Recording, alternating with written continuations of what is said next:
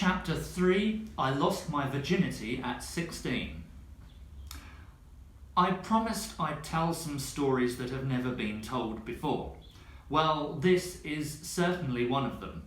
This year marks the golden anniversary of the loss of my virginity, and it's worth celebrating. If it hadn't been for the depression, I probably would not have started my career as early as I did.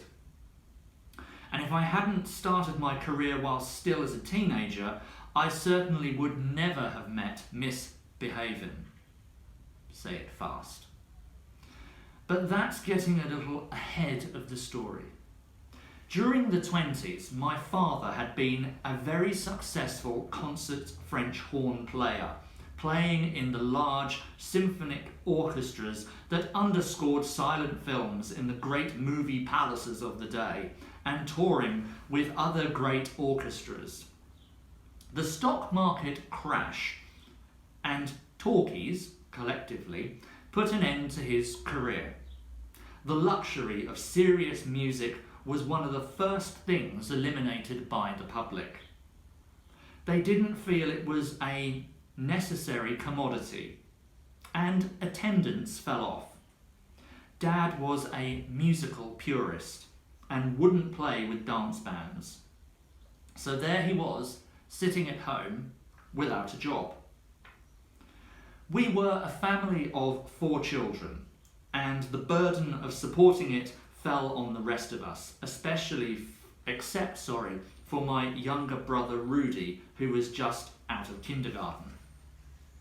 My mother had given him Rudolph Valentino's first name, just as she'd given the star's last name to me as my middle name. Mum was some fan. She was also very resourceful about finding ways to earn money.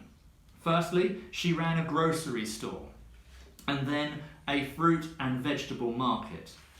She worked in a cookie factory too. I can remember her sitting at the kitchen table with a very strong light, doing clock embroidery on ladies' hosiery. It was very painstaking work, but nothing was too difficult if it would help keep us in food, shelter, and clothing. The older children did their share. My older brother George played the violin in dance bands. My sister Angie took whatever jobs came her way. And although I was barely in my teens during this difficult period, I couldn't wait to start working and contributing my share. I tried to make myself look older by wearing some of George's big band uniforms. I thought they made me look worldly and sophisticated, but obviously I didn't fool anybody because I had a so-called baby face.